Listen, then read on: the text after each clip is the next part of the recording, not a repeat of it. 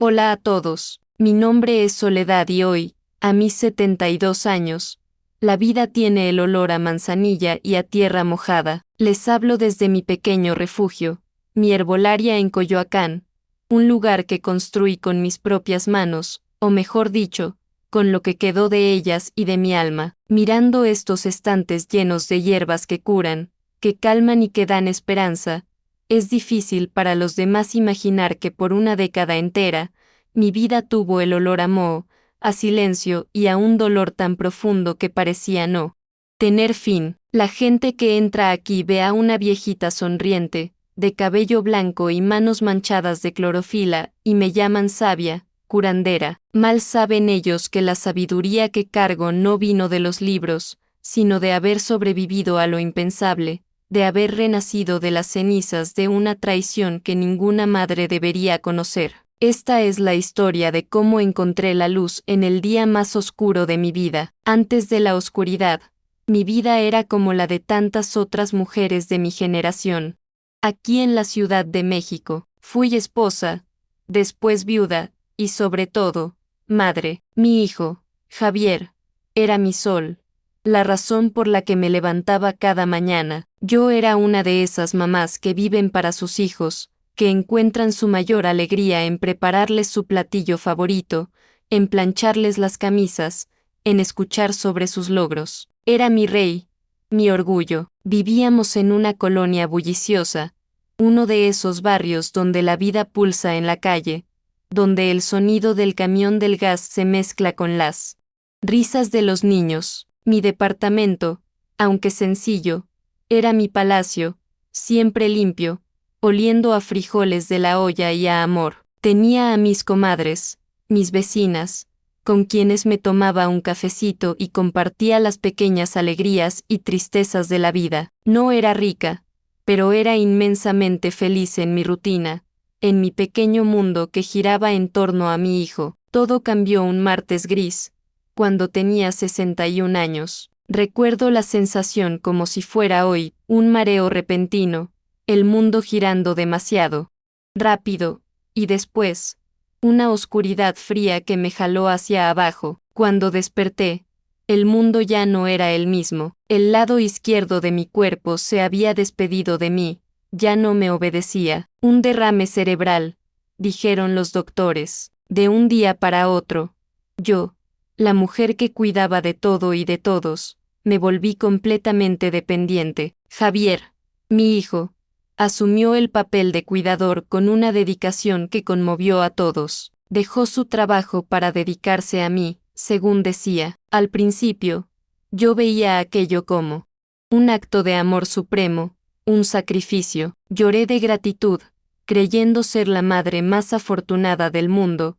incluso paralizada en una cama. Mal sabía yo que ese cuidado era la primera piedra en la construcción de mi prisión. Antes de continuar, sé que muchos que están leyendo esto quizás llegaron aquí por casualidad, buscando algo que les toque el corazón. Si esta historia ya empezó a resonar contigo, te pido que te suscribas a este foro o al canal donde este relato está siendo compartido.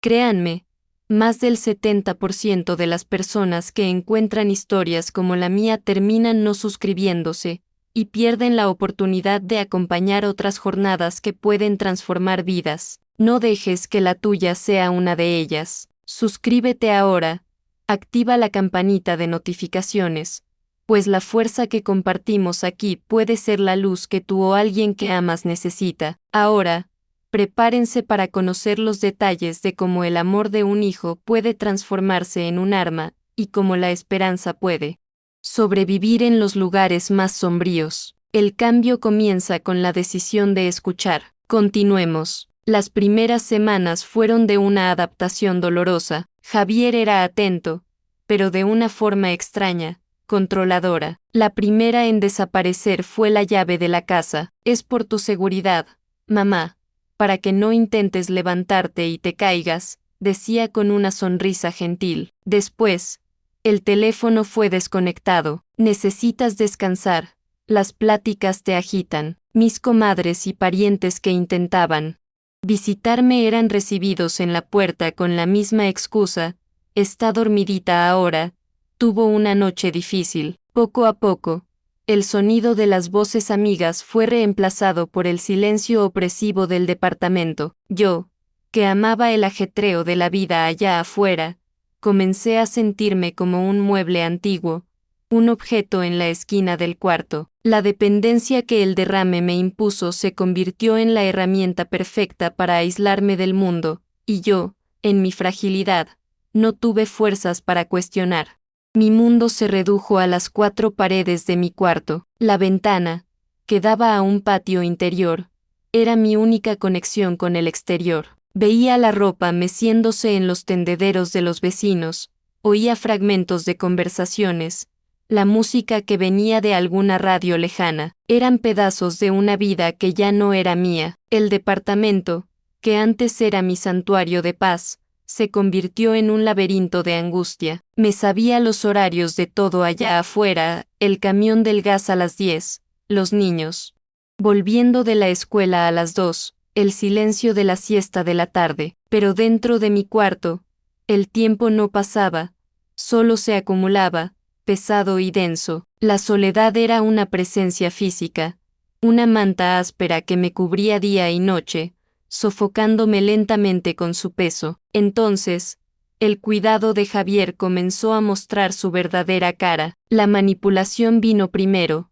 sutil y cruel. Traía a casa mi pan dulce favorito, el olor a azúcar y canela llenando el departamento, y se lo comía frente a mí, describiendo el sabor, mientras yo solo recibía una sopa aguada y sin gusto. No puedes comer esto, mamá, te hace mal para tu condición, decía, limpiándose las migajas de los labios. La comida se convirtió en una forma de poder, una manera de recordarme constantemente mi impotencia. Él controlaba lo que comía, cuando comía y si comía. Algunos días, simplemente se le olvidaba alimentarme, y el hambre se unía a la soledad y a la desesperación, un dolor hueco y roedor en el estómago que reflejaba el vacío de mi alma. Ya no era su madre, era su prisionera, su proyecto de tortura silenciosa. La negligencia física vino después, y con ella, la humillación más profunda que un ser humano puede sentir.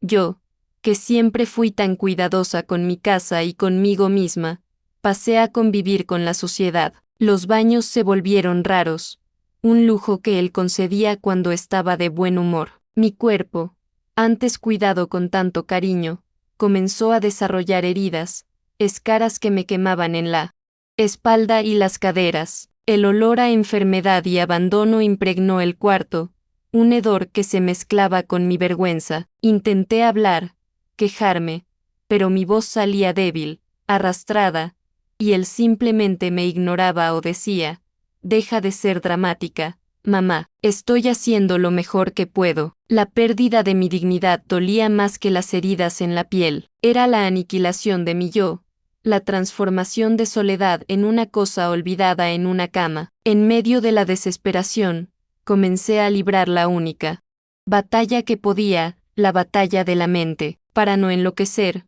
para no entregarme completamente a la oscuridad.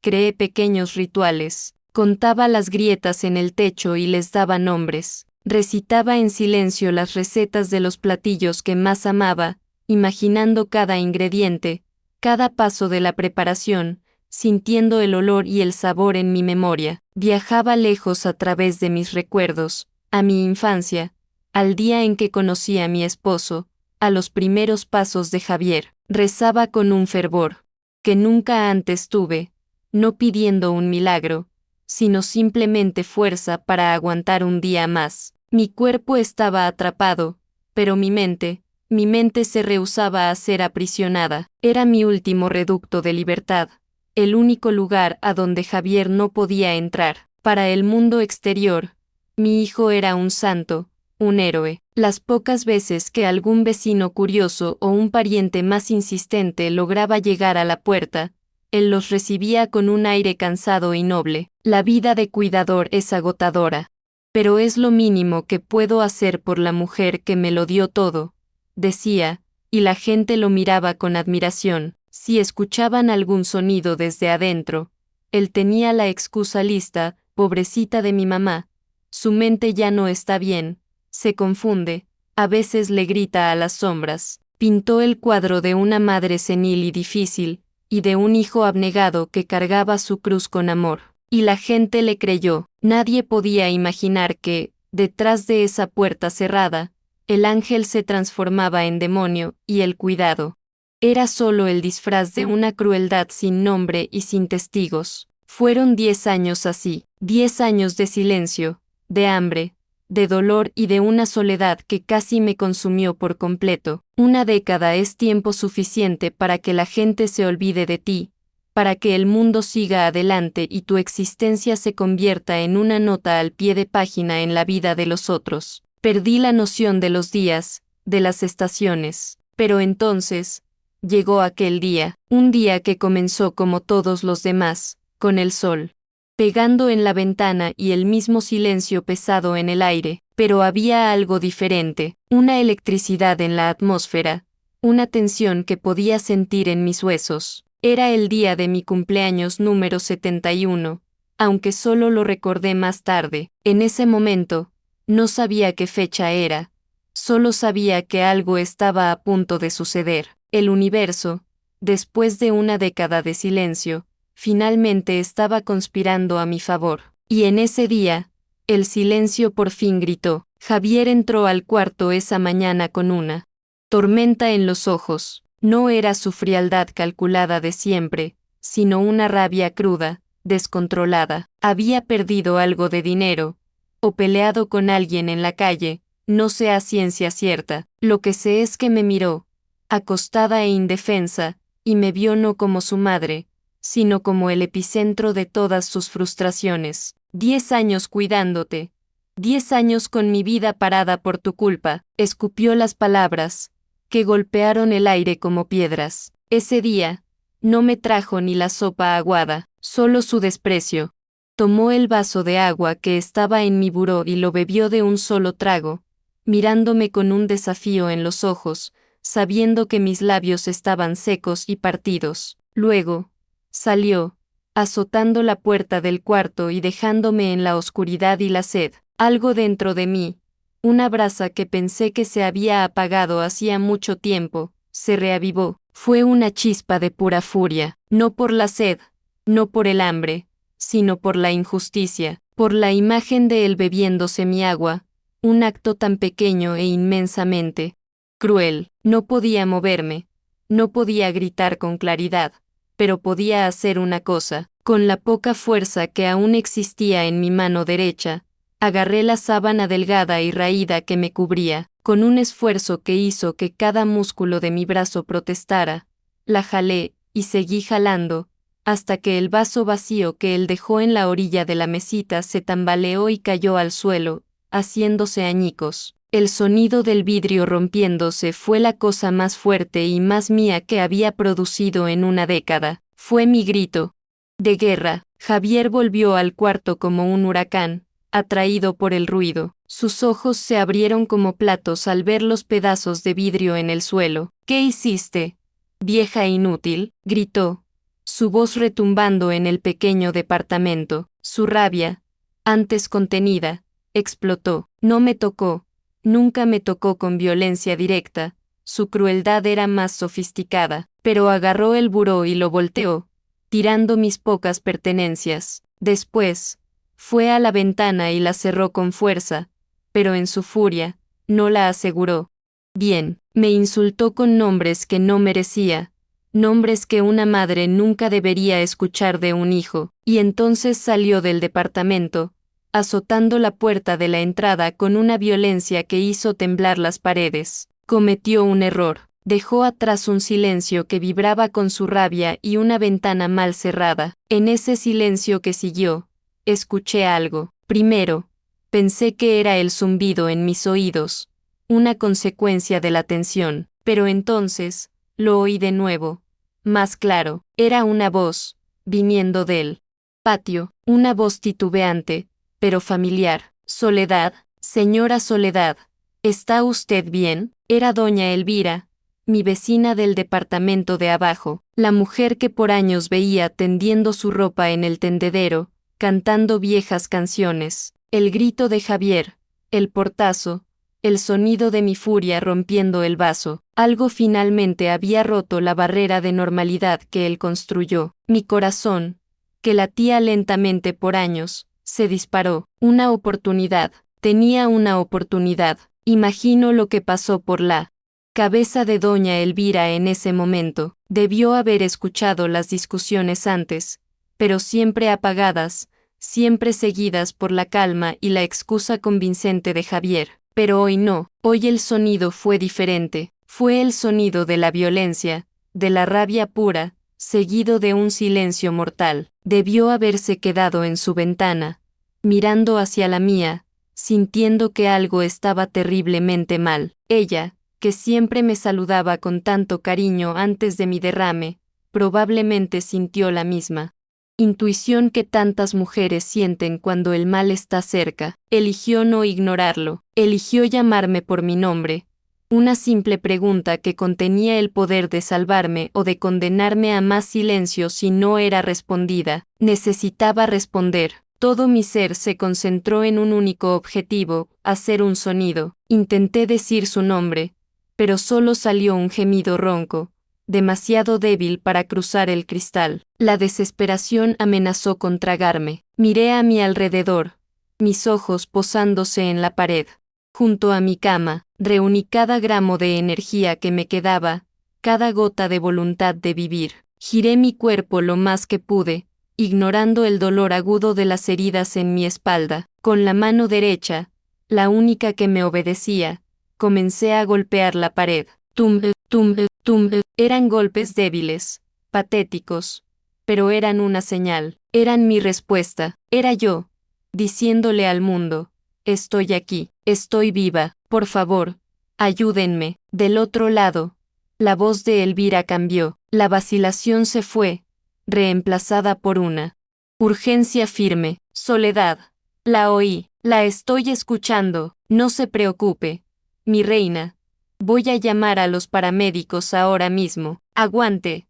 Soledad, aguante. Escuchar mi nombre dicho con tanta preocupación, con tanta promesa de ayuda, fue como sentir el primer trago de agua después de una década de sed. Las lágrimas que pensé se habían secado para siempre comenzaron a rodar por mi rostro, calientes y liberadoras. Ya no estaba sola. Alguien sabía, alguien venía en camino. Seguí golpeándola. Pared, más débil ahora, no por desesperación, sino como un faro, una señal para que no perdieran mi rastro. El tiempo que siguió fue el más largo y el más corto de mi vida. Cada segundo era una eternidad de espera, mi corazón martillando en el pecho. El miedo de que Javier volviera antes de que llegara la ayuda era una garra fría en mi estómago. Oía los sonidos normales de la colonia afuera, un perro ladrando, una música sonando y parecían venir de otro planeta. Mi universo entero estaba contenido en ese cuarto, en la escucha atenta de cualquier sonido que significara salvación. Y entonces la oí, lejana, casi imperceptible, el sonido más bello del mundo, una sirena. Crecía, más y más fuerte, rasgando el aire de la tarde, y parecía venir directamente hacia mí. La sirena se detuvo justo frente a mi edificio. Oí la conmoción en el pasillo, voces firmes, masculinas, y la voz de doña Elvira, explicando la situación apresuradamente. Y entonces, los golpes en la puerta, no la llave de Javier girando en la cerradura, sino golpes fuertes, autoritarios. Servicio de emergencia, abra la puerta. Hubo un momento de silencio, y después un sonido fuerte, un crujido de madera partiéndose. La puerta de mi cautiverio estaba siendo derribada. Una ola de emoción tan fuerte me golpeó que perdí el aliento. Era una mezcla de miedo, alivio, alegría y una tristeza abrumadora por todo lo que había perdido. Era el sonido de mi libertad llegando. La puerta se abrió de golpe, y la luz del pasillo inundó mi cuarto oscuro y fétido. Me quedé ciega por un instante. Las primeras siluetas que vi no eran la de Javier, Eran 2 hombres de uniforme, paramédicos, con expresiones serias y preocupadas. Detrás de ellos,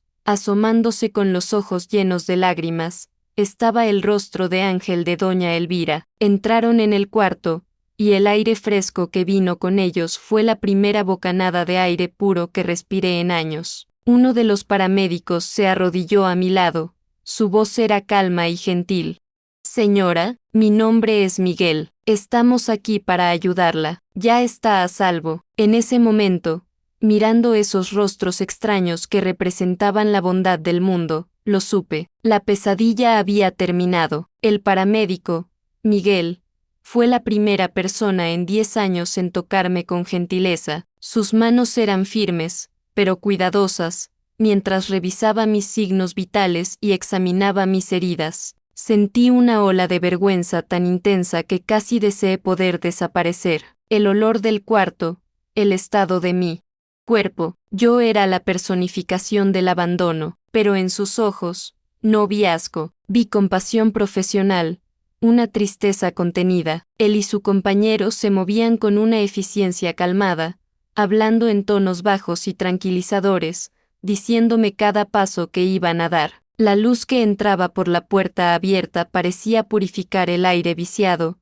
y cada bocanada de aire fresco era una promesa de que la vida allá afuera todavía existía y me estaba esperando. Me sacaron del cuarto en una camilla. Fue la primera vez que vi mi propia casa desde una perspectiva diferente a la de mi cama. Vi el polvo acumulado en los muebles, el abandono en cada rincón. Era la escena de un crimen, y yo era la única testigo y víctima. En el pasillo, algunos vecinos curiosos se asomaban desde sus puertas, sus rostros una mezcla de shock y piedad. Me sentí expuesta, vulnerable, pero de una manera nueva. No era la vulnerabilidad de la víctima escondida, sino la de la sobreviviente siendo rescatada. Y entonces, me sacaron del edificio. El cielo, vi el cielo, un pedazo azul y vasto, con nubes blancas perezosas, la cosa más hermosa que jamás había visto. Respiré hondo el aire de la ciudad,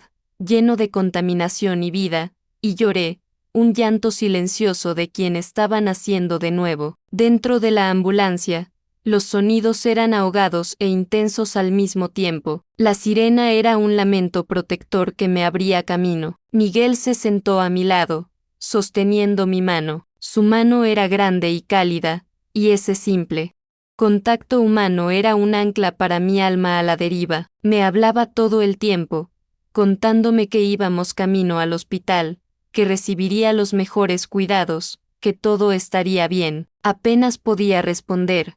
Mi voz era un susurro débil, pero le apretaba la mano de vuelta, una comunicación silenciosa de gratitud. Miraba su rostro, el rostro de un extraño que se convirtió en mi ángel de la guarda, y veía la decencia y la bondad que pensé que habían desaparecido del mundo. El hospital era un borrón de luces blancas, olores a alcohol y desinfectante, y un flujo constante de gente en movimiento. Me llevaron a una sala de emergencias, donde un equipo de enfermeras y doctores tomó el control. Eran rápidos, profesionales, pero no fríos. Veía en sus ojos la misma compasión impactada que vi en el rostro de Miguel. Mover mi cuerpo dolía, limpiar mis heridas dolía. Cada toque, por más cuidadoso que fuera, era una agonía para mi piel sensible y lastimada, pero era un dolor diferente. Era un dolor que curaba, un dolor que limpiaba. Era el dolor de la vida regresando a un cuerpo que había sido dejado para morir, y lo acepté como una penitencia necesaria para mi renacimiento. El momento más transformador de ese primer día fue el baño. Una enfermera mayor, de manos gentiles y una sonrisa que nunca vacilaba, me llevó a un baño y me ayudó a entrar en una tina con agua tibia. Mientras el agua envolvía mi frágil cuerpo, sentí como si capas de suciedad, de humillación y de desesperación se estuvieran disolviendo. Lavó mi cabello enmarañado con un cuidado infinito, masajeando mi cuero cabelludo, y cerré los ojos, entregándome a esa sensación. El agua que se escurría por el desagüe no solo se llevaba la inmundicia física, sino también una década de vergüenza. Cuando me envolvió en una toalla limpia y suave, me sentí despojada de todo el mal que me cubría. Era Soledad de nuevo, débil, herida, pero limpia, entera. Más tarde, una trabajadora social y un policía vinieron a hablar conmigo, con mucho cuidado y amabilidad.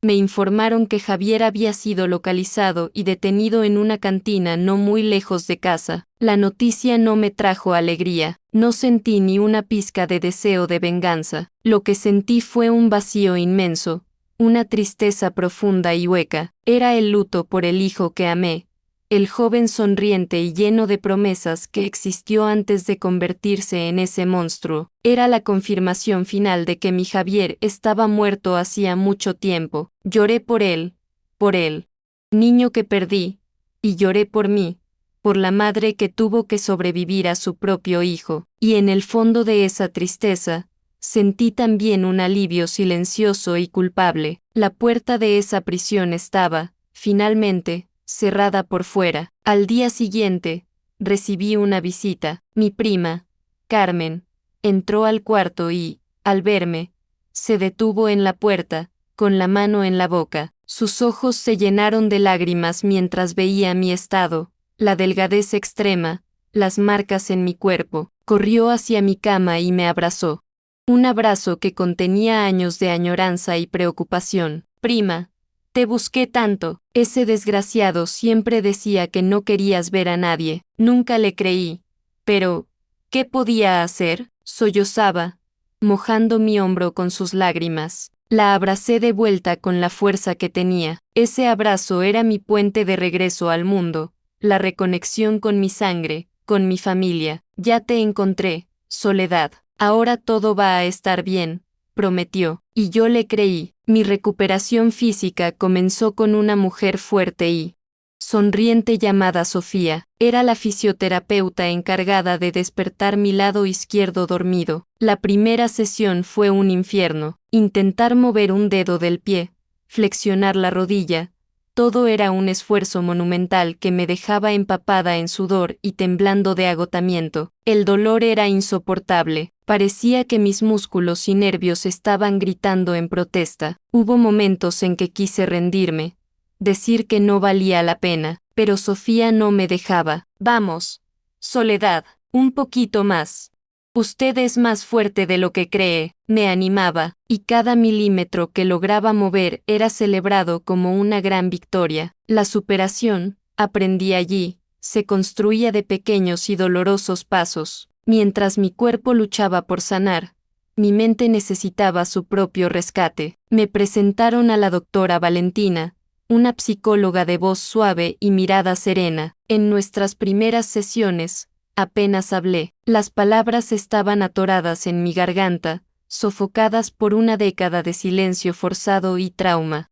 Solo me sentaba en la silla frente a ella, mirando mis manos, mientras las lágrimas corrían sin control. La doctora Valentina no me presionaba, simplemente se sentaba allí conmigo, en silencio, creando un espacio seguro donde mi dolor podía existir sin juicio. Está bien, Soledad. Tómese el tiempo que necesite, estoy aquí para escucharla cuando esté lista, decía. Su paciencia fue el suelo fértil donde, lentamente, el valor para hablar comenzó a brotar. Esa noche, después de un día de dolor físico y turbulencia emocional, estaba acostada en mi cama de hospital. El cuarto estaba silencioso, pero era un silencio diferente, era un silencio de paz, no de aprisionamiento. Por la ventana, veía las luces de la Ciudad de México parpadeando en la inmensidad de la noche. Pasaban coches, la gente vivía sus vidas,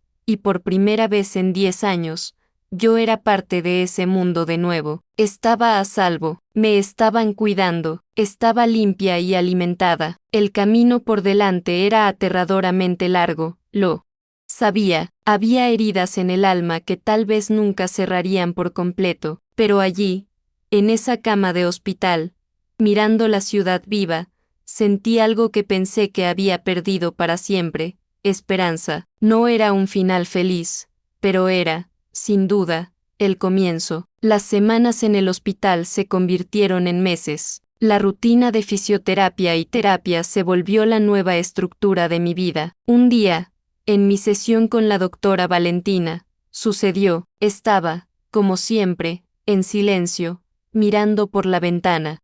Cuando me preguntó sobre las flores que mi prima Carmen había traído, eran gerberas, mis favoritas, y comencé a hablar. Hablé sobre el jardín de mi madre, sobre cómo las gerberas me recordaban a ella, y, sin previo aviso, las compuertas se abrieron. Se lo conté todo, el agua negada, las palabras crueles, la humillación, la soledad. Hablé por casi una hora, sin parar, en un torrente de dolor y vergüenza. Cuando terminé, estaba exhausta, pero ligera. La doctora Valentina no me interrumpió ni una sola vez. Al final, solo dijo, Soledad, nada de esto fue tu culpa. La vergüenza no es tuya para cargarla. Y por primera vez, una parte de mí comenzó a creerlo. Carmen, con su sabiduría intuitiva, comenzó a traer álbumes de fotos antiguos al hospital. Al principio,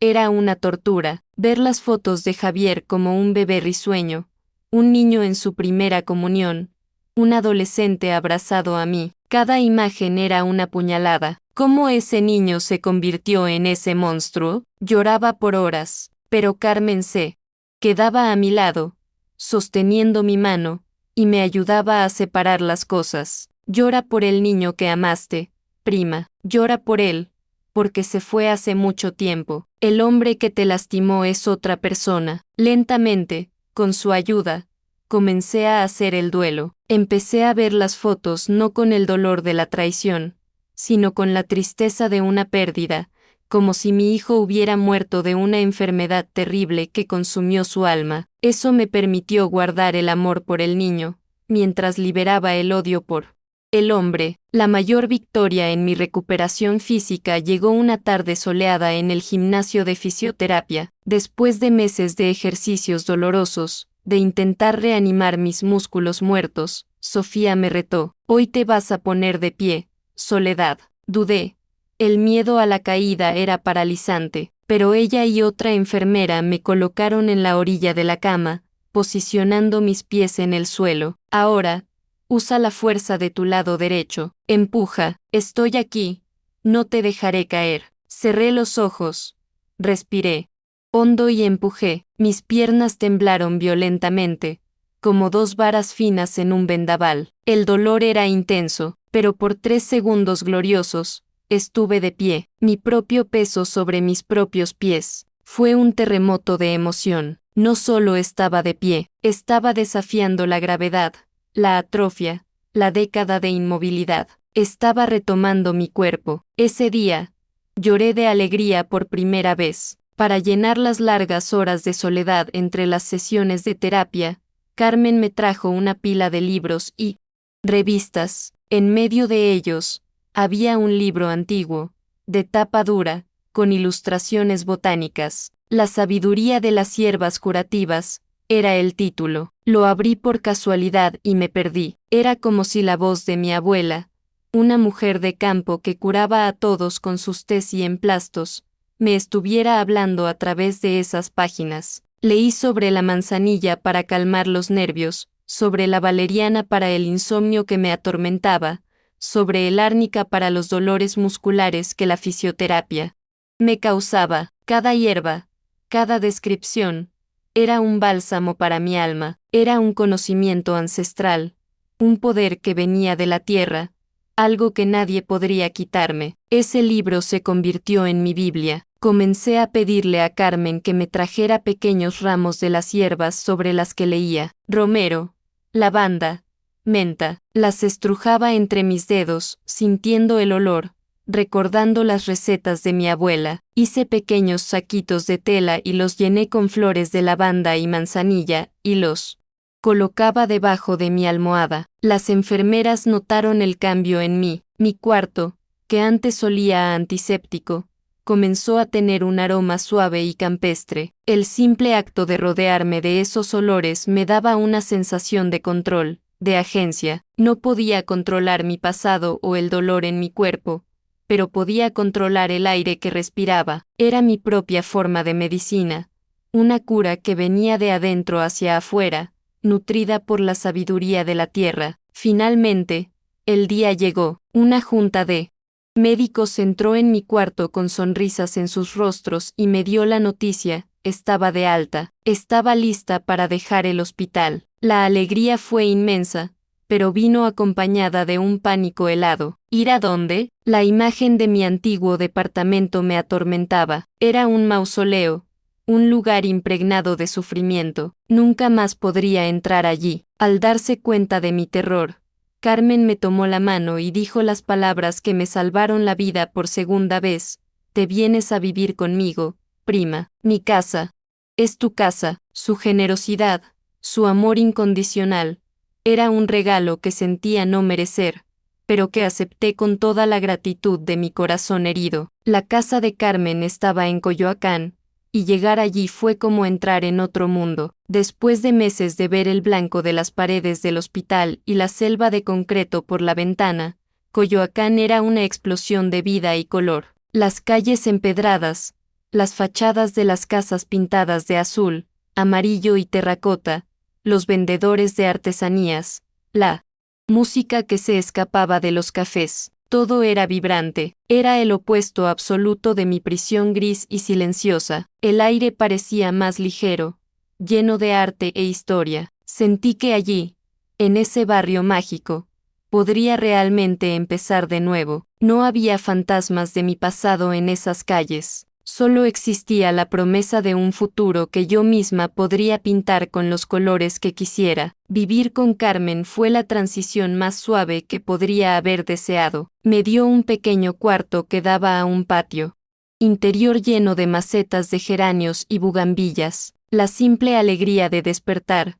preparar mi propio café y sentarme al sol de la mañana, escuchando a los pájaros, era un lujo indescriptible. Continué mi fisioterapia con una clínica local y pasé a dedicar mis tardes al estudio de las hierbas. Coyoacán, con sus mercados y tiendas esotéricas, era el lugar perfecto. Comencé a construir una pequeña biblioteca botánica, a experimentar con tés, infusiones y aceites. Mi pasión, antes un pasatiempo, para sobrevivir al aburrimiento del hospital, se estaba convirtiendo en el centro de mi nueva existencia. La cura, descubrí, se vuelve más poderosa cuando se comparte. Empecé a hacer pequeños remedios para los dolores de Carmen, un té para la vecina con insomnio, una pomada de caléndula para la rodilla raspada del niño de la casa de al lado. No pedía nada a cambio, lo hacía por puro placer, por la alegría de cuidar. Pero la gente comenzó a darse cuenta. Decían que mis tés funcionaban mejor que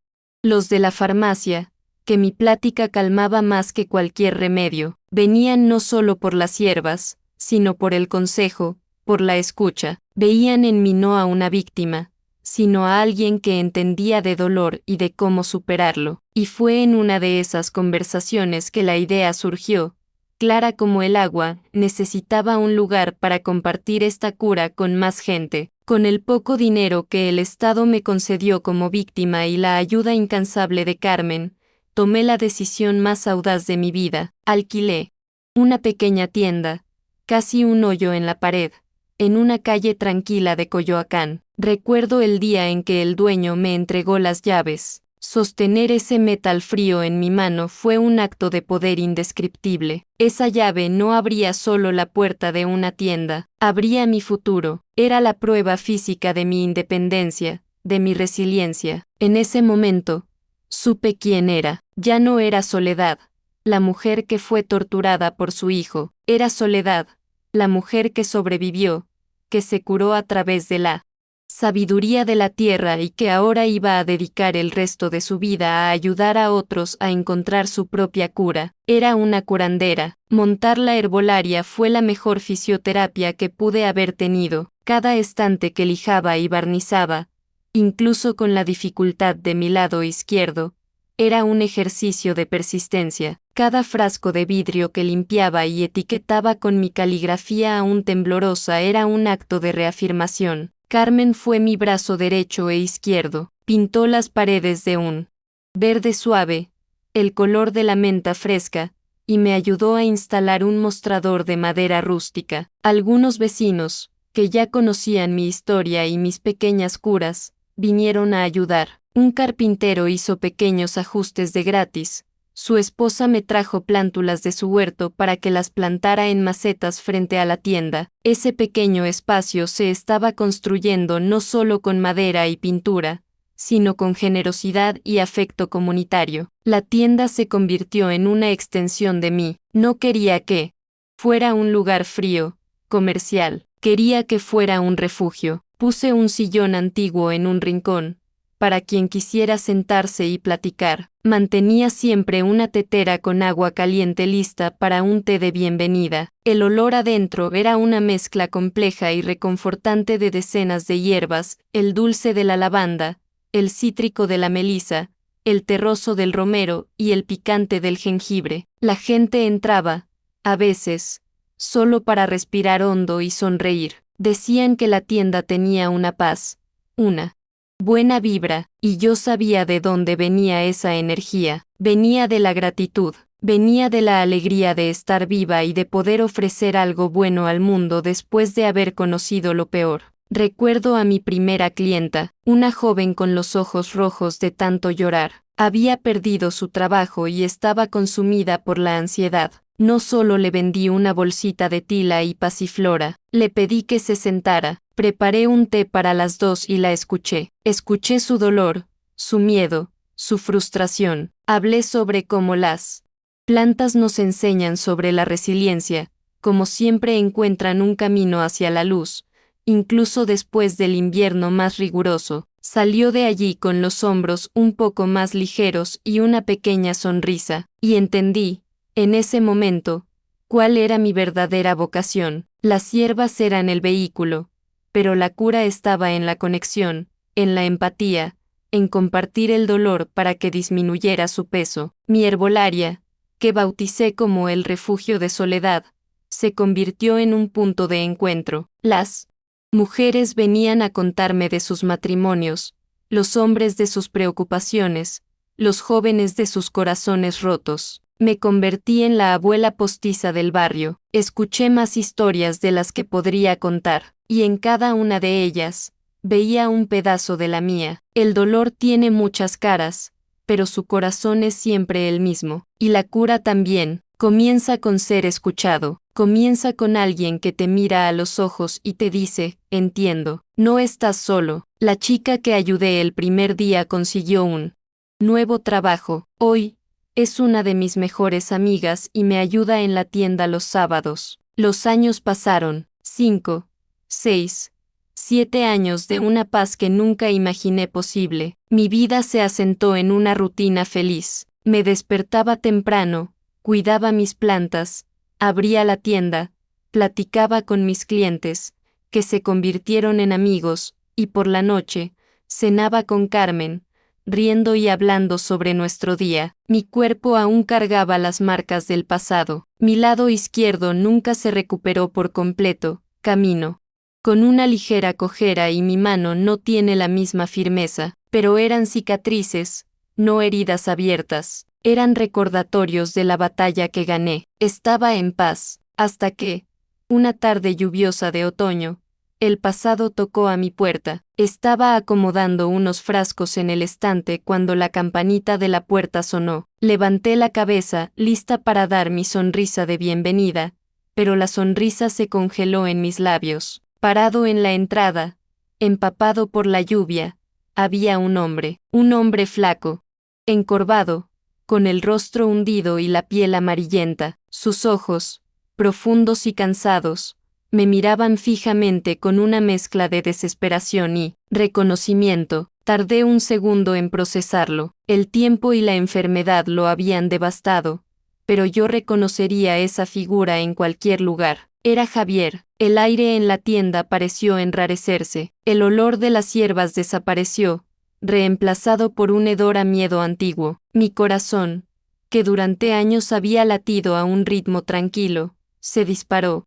como un caballo asustado. Mis manos comenzaron a temblar, no de debilidad, sino de una oleada de adrenalina y recuerdos reprimidos. Dio un paso adentro, y el sonido de sus zapatos mojados en el piso de madera fue como un disparo en el silencio. Parecía un fantasma, una versión decrépita y enferma del hombre que me aterrorizó. La rabia que pensé haber enterrado burbujeó en la superficie, caliente y amarga. Intentó hablar, pero fue interrumpido por una tos seca y profunda que sacudió su frágil cuerpo. Se apoyó en el marco de la puerta para no caer. Sus ojos nunca se apartaron de los míos. Permanecí inmóvil detrás del mostrador, que de repente parecía una trinchera, lo único que me protegía de él. Vi en su rostro no la arrogancia del tirano, sino la miseria de un hombre derrotado por la vida, por la enfermedad, por sus propias elecciones. Una parte de mí, la madre que un día lo amó, sintió una punzada de piedad, pero la otra parte, la mujer que intentó destruir, sintió solo un frío glacial. Mamá, finalmente logró decir, la palabra saliendo como un susurro ronco, un sonido profano en mi santuario. Escuchar esa palabra de su boca después de tanto tiempo, después de todo lo que significó, fue como si me abrieran la herida de nuevo con un hierro al rojo vivo. No respondí, solo lo miré fijamente, dejando que mi silencio dijera todo lo que las palabras no podían. Dejé que viera en mis ojos a la mujer que no logró quebrar, la mujer que construyó una vida, una felicidad, un refugio, a partir de las ruinas que él dejó atrás. Dio otro paso tambaleante hacia adentro de la tienda, extendiendo una mano temblorosa en mi dirección. Estoy enfermo, dijo, con la voz entrecortada. No tengo a dónde ir. Nadie me ayuda. Estaba pidiendo ayuda, a mí, a la mujer a la que dejó pasar hambre y sed, a quien le negó cualquier tipo de cuidado o compasión. La ironía era tan cruel, tan amarga, que casi me reí. El círculo se estaba cerrando de una manera que ni el destino más sádico podría haber escrito. Él, que fue mi carcelero, ahora venía a mi puerta como un mendigo, pidiendo la misericordia que nunca me dio. Por un instante, la vieja soledad, la madre, amenazó con emerger de las profundidades. Un reflejo antiguo, un instinto de cuidar a la cría herida, por más monstruosa que fuera. Vi al niño que amamanté, al muchacho cuya rodilla raspada curé con un beso, pero entonces, como un relámpago, otras imágenes inundaron mi mente, la oscuridad de mi cuarto, el sonido de mi estómago rugiendo de hambre, el vaso de vidrio haciéndose añicos en el suelo, el dolor de mis heridas. Recordé mi propio pedido de ayuda silencioso, mis golpes en la pared. Él no escuchó, o escuchó y no le importó. Ese instinto maternal murió allí, en ese momento, para siempre. Yo ya no era su madre, era su sobreviviente, y la supervivencia tiene un precio: nunca más meterse en la misma trampa. Respiré hondo, sintiendo el olor a romero y salvia llenando mis pulmones, como si las hierbas me estuvieran dando fuerza, limpiándome de su presencia. Mi voz, cuando salió, no era la de una mujer frágil, era la voz de la dueña de ese lugar, la voz de una mujer que conocía su propio valor, una voz calma, firme y cortante como obsidiana. Javier, dije, y su nombre sonó extraño, como el de un desconocido. No usé la palabra hijo. Ese título había perdido el derecho de escucharlo de mi boca. Mis ojos encontraron los suyos, sin vacilar, y por primera vez en mi vida, lo vi retroceder, intimidado por mi quietud. Vienes a mi casa, al lugar que construí con mi dolor y mi fuerza, y me pides ayuda, continué, mi voz baja, pero resonando en la pequeña tienda. Durante 10 años, te pedí ayuda todos los días, con mis ojos, con mi silencio, con mi hambre, y tú me diste desprecio, te alimentaste de mi debilidad y te fortaleciste con mi miseria. Ahora, el mundo te ha dado la espalda, la enfermedad te consume, y te acuerdas de que tienes una madre. Hice una pausa, dejando que las palabras flotaran en el aire. No, Javier, La vida solo te está sirviendo el plato que cocinaste por tanto tiempo. Ahora cosechas lo que sembraste. Su rostro se contrajo en desesperación. Iba a hablar,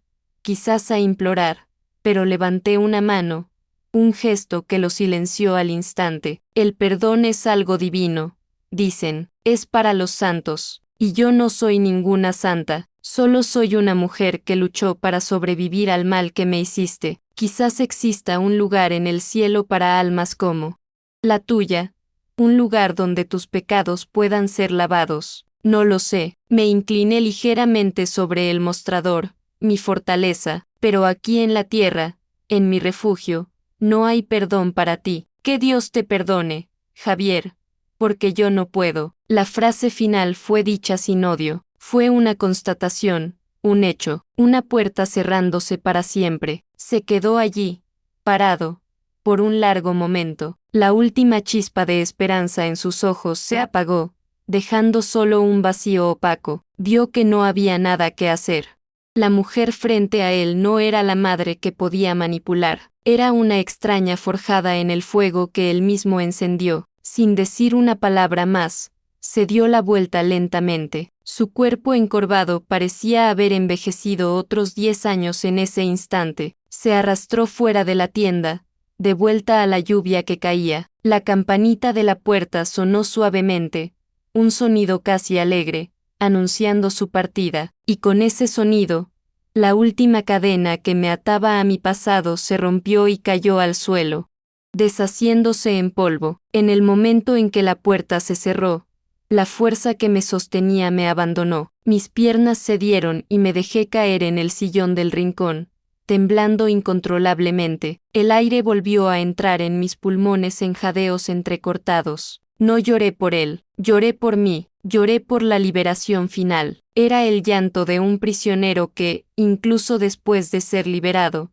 todavía se sentía encadenado, y que solo ahora se daba cuenta de que el último grillete se había roto. Era el exorcismo final del fantasma que había atormentado mi paz por tanto tiempo. El olor de las hierbas volvió, más fuerte que nunca, envolviéndome como un abrazo protector. Carmen me encontró así unos minutos después, pálida y con los ojos llorosos, sosteniendo una rama de lavanda seca con tanta fuerza que mis nudillos estaban blancos. Vio mi estado, miró hacia la puerta y supo, sin que yo necesitara decir una palabra, estuvo aquí, ¿verdad? Solo asentí con la cabeza, no hizo más preguntas. Simplemente se arrodilló a mi lado, tomó mis manos temblorosas entre las suyas y se quedó allí, en silencio, hasta que los temblores pasaron. El calor de sus manos, la presencia sólida de su amor, era todo lo que necesitaba. Era la prueba de que la familia que elegimos puede ser más fuerte que la sangre nos impone. Semanas después, escuché la noticia a través de la red de chismes del barrio, traída por la vecina que vino a comprar té de boldo. Alguien había visto a Javier, muy enfermo, siendo llevado de una pensión barata por una ambulancia. Más tarde, se supo que había muerto unos días después, solo, en una cama de hospital público. Nadie reclamó su cuerpo. Terminó sus días como me dejó por una década, abandonado y sin dignidad. La noticia no me trajo alegría, ni satisfacción, solo una tristeza pesada y lejana. La tristeza por una vida desperdiciada, por un camino que solo llevó a la destrucción. Nunca lo consideré una venganza. La venganza es un fuego que consume a quien la practica. Lo que sucedió fue algo diferente, una especie de justicia poética, un reequilibrio natural de las cosas. Mi éxito, mi paz, mi felicidad no fueron mi venganza contra él, fueron mi salvación. La mejor respuesta a su oscuridad no fue desearle el mal, sino construir mi propia luz con tanta intensidad que ninguna sombra suya pudiera alcanzarme más. Como dicen por ahí, la mejor venganza es una vida bien vivida, y mi vida, contra todo pronóstico, era buena. A la mañana siguiente, el sol brillaba intensamente después de la tormenta de la tarde anterior. Abrí mi tienda a la hora de siempre. El aire estaba limpio y fresco. Puse el agua a hervir y el olor a manzanilla fresca llenó el ambiente. Una joven madre entró con su bebé en brazos, buscando algo para los cólicos. Sonreí, la recibí, le preparé una suave infusión de anís estrella y le mostré cómo masajear la pancita del bebé. En ese simple acto de cuidado, de compartir, sentí la plenitud de mi nueva vida. La confrontación no me rompió, me liberó. Allí, en mi refugio, rodeada de vida y de curación, estaba completa, estaba, final y verdaderamente, en paz. La gente que me busca, a menudo, me llama fuerte, me miran y ven a una mujer que sobrevivió al infierno, pero he aprendido que la verdadera fuerza no está en aguantar el dolor en silencio. La fuerza no es ser inquebrantable, la verdadera fuerza reside en el valor de ser vulnerable, de admitir que estás roto y de pedir ayuda. Mi fuerza no nació en los 10 años en que soporté el abuso, sino en el único día en que decidí que no lo soportaría más. La fuerza fue mi mano golpeando la pared, fue mi voz diciendo no a mi verdugo, fue mi decisión de construir una nueva vida sobre las cenizas de la antigua. La fuerza es elegirse a uno mismo, incluso cuando el mundo te ha enseñado a no hacerlo. Mis plantas me enseñan eso todos los días. Las observo y veo la saga de la vida desarrollándose. Veo la semilla que necesita la oscuridad y la presión de la tierra para poder germinar, así como yo necesité mi década de oscuridad para encontrar la semilla de mi voluntad de vivir. Veo el brote frágil que lucha por romper la superficie, un esfuerzo inmenso por un poco de luz, así como lo fue mi recuperación, y veo la flor que se abre, sin garantías de cuánto tiempo durará, pero que ofrece su belleza y su perfume al mundo sin reservas. Las plantas no se lamentan por el invierno pasado, simplemente florecen. Son mis más grandes maestras de resiliencia. No soy una curandera de milagros. Cuando la gente viene a mi refugio, no ofrezco pócimas mágicas. Ofrezco lo que aprendí en mi propio viaje, que la sanación necesita un espacio seguro para comenzar. Por eso, mi tienda es un santuario. La sanación necesita nutrición y consuelo. Por eso, sirvo mis tés. Y, sobre todo, la sanación necesita ser atestiguada. Por eso, escucho, presto mi oído y mi corazón, y dejo que la gente vacíe sus dolores, sin juicio. Al hacer esto, les ayudo a encontrar su propia fuerza, su propia sabiduría. No les doy la cura, solo les ayudo a recordar que la cura ya vive dentro de ellos. Recuerdo a una muchacha que llegó aquí hace meses, con los ojos hundidos y los brazos llenos de marcas moradas que intentaba esconder con mangas largas, incluso con el calor. Vivía una historia parecida a la mía, en una prisión disfrazada de matrimonio. Empezó a venir todos los días, a veces solo para sentarse en silencio en el sillón del rincón. Poco a poco, empezó a hablar, y yo la escuché. Compartí con ella el poder de la valeriana y la manzanilla, pero también la historia de mi propia fuerza. Semanas después, llegó con una pequeña maleta. Había dejado a su marido. Hoy, está empezando de nuevo, viviendo en un cuartito alquilado y trabajando. Verla florecer es la prueba de que mi dolor no fue en vano. Mi historia se ha convertido en un mapa para que otras mujeres puedan encontrar su propia salida. La base de toda mi felicidad, sin embargo, es mi vida con Carmen. Nuestra rutina es sencilla, hecha de pequeños rituales. El desayuno en el patio, nuestra caminata lenta por el mercado, el programa de televisión que vemos por la noche, arropadas en una cobija. Somos dos viejitas riéndonos de los mismos chistes, cuidándonos la una a la otra. Ella me recuerda tomar mis medicinas, yo le preparo un té para sus dolores reumáticos. Encontramos en la otra a la familia que siempre soñamos. Su amor fue la tierra fértil donde mi semilla de esperanza pudo finalmente crecer segura y fuerte. Ella es mi verdadero refugio. A veces, me miro en el espejo y veo el mapa de mi vida grabado en mi rostro. Cada arruga cuenta una historia. No tengo miedo de envejecer. La vejez, para mí, Es un privilegio que mi verdugo intentó robarme. Los recuerdos de aquel tiempo sombrío todavía existen, son parte de mí, pero ya no me definen. Son como cicatrices de una batalla antigua, prueban que luché y que vencí. Ya no duelen al tacto. La paz que he encontrado no es la ausencia de malos recuerdos, sino la capacidad de convivir con ellos sin que roben la alegría de mi presente. Cuando elegí el nombre de la tienda, el refugio de soledad, tenía un doble sentido. Era el refugio de soledad, mi lugar seguro, pero con el tiempo, el significado se transformó. Hoy, veo que es un refugio ofrecido por soledad, un lugar que abro a la comunidad, a aquellos que, como yo un día, se sienten perdidos y solos. El nombre, que nació de mi soledad y de mi necesidad de protección, hoy representa conexión, acogida y esperanza compartida. Es la prueba de que podemos transformar nuestras mayores heridas en nuestros mayores dones para el mundo. Para ti que estás leyendo mi historia en este foro, tal vez en un momento de desesperación, quiero decirte una cosa: mírame, mira a esta mujer de 72 años que pasó una década creyendo que su vida se había acabado. Nunca es demasiado tarde. La fuerza que necesitas ya está dentro de ti, aunque sea solo una brasa débil debajo de muchas cenizas. Sopla esa brasa.